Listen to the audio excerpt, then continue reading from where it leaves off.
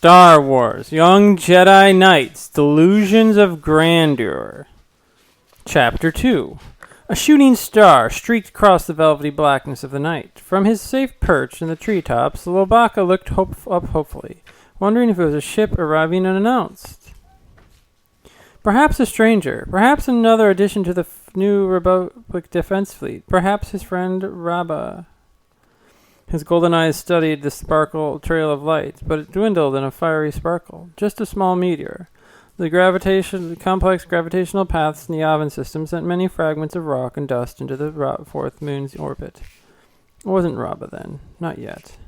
With a grumbling sigh, Loey leaned back against the cushioning branches of the Masashi tree. Another false alarm. Returning to his routine of scouting the night sky, he let his thoughts and memories drift again. He had come here alone after dark, disregarding the dangers of Yavin 4's wilderness.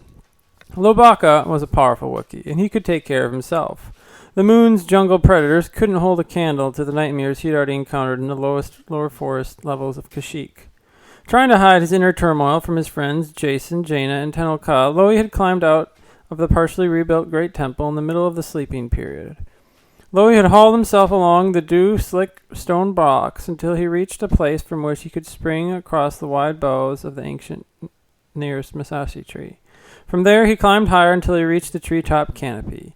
He spread the shiny leaves and found himself a spot where he could sit back and look up into the vastness of the stars, where he could keep watch. His friend Rabba was out there somewhere. Loey touched his siren fiber belt where EMTD normally hung. He left the little droid switched to recharge mode on the shelf in his quarters. EMTD would have scolded him for going out alone at night, and undoubtedly would have talked too much when Lobaka simply wanted peace and quiet. Below he heard a large animal crashing through the vines and underbrush. Plant-eating creatures chittered through the leaves, searching for tender night-blooming flowers. He heard yowls and snarls and snapping twigs of some violent struggle, but the commotion was far away. A nocturnal stalker had found its food for another day. It seemed long ago that Loey had undergone his ordeal, risking his life in the lower Wookiee forests. It had been an important rite of passage to secure the gossamer fibers from the jaws of Carnivorous siren plant, and he had done it alone. Loey had been cocky, so foolishly brave, but he had come back a hero, earned respect from his fellow Wookiees. That newfound standing had won him the freedom to choose what he wished to do with his life. More than anything, Loey had wanted to be a Jedi Knight. He hadn't dreamed, though, that his bravado might prove deadly for his friend Rabakash, a chocolate-furred Wookiee female who was a close companion of Loey's sister, Sirakuk. Normally, comrades would accompany Wookiees during this coming-of-age ritual, but Rabba had been so impressed by Wookiee's solo feat that she had attempted to duplicate it. If Lobaka could do it alone, Rabba reasoned, then she needed no assistance either. Rabba Kashyyyk had vanished that night, leaving only behind a bloodied backpack. Loey and Sierra had mourned the loss of their friend. Everyone had presumed her dead. But on Kuwar, while Loey and the other young Jedi Knights were searching for Born Thol in the ancient ruins, Rabba suddenly reappeared. She had been hiding all this time, trying to find her own way in life. During her long absence, Rabba had joined the Diversity Alliance, a political movement she believed in fervently. Its leader, a Twi'lek woman named Nola Tarkona, demanded restitution for all the damage inflicted by humans upon alien species.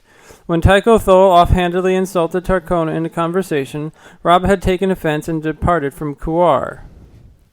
Now Loey feared his long-lost Wookiee friend might not come back, at least not any time soon, but he had held out hope. From his perch in the trees, he perked up again as he saw another flaming streak across the sky. The burning white line sliced the night, but it was just another shooting star. He sighed again and settled back to wait. It would be a long night. The next morning, his body aching from its long vigil, Loey went to the comm center and requested permission to send a message to his family. The request had been quickly granted. All Jedi trainees had the freedom to communicate home whenever they wished. While Loey secured a transmission link back to Kashyyyk, he checked the chronometers on the wall and calculated the time shift, hoping he would wake his family in the middle of the night. He saw that it was early morning back in the forest world. Both his parents would be at work in the high-tech computer fabrication facility. Loey's sister, Sierra, answered the call. Her image glowed brightly before him. She stood back in surprise, opening her mouth in a wide grin as she recognized her brother. Thanks to her radical trimming and cutting, Sierra's fur stood up briskly shocked. She shaved it in various patterns at the wrists, ankles, knees, and elbows to give herself a distinctive look, an individuality that many younger Wookiees preferred. They each designed their own fur patterns, trying to establish a new identity for the youth of their species at this time of prosperity after the years of imperial oppression.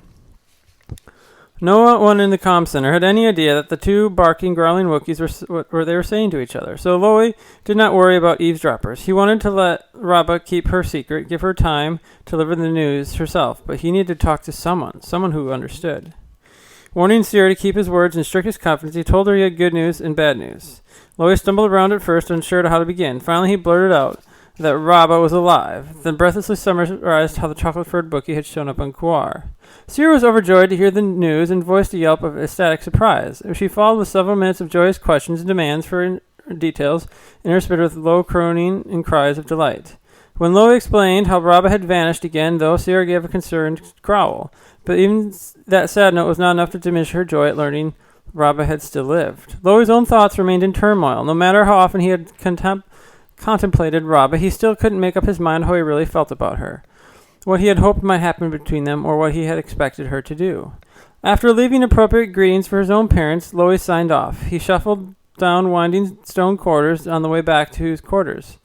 With a long, throaty sigh, Loey picked up the translating droid and switched it on, finally ready to face the days of training activities.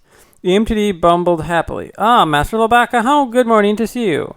I must say, I feel thoroughly recharged. How utterly restful it is. We're not out having dangerous adventures." With a click, Loey attached the little droid to the glossy fibers of his belt.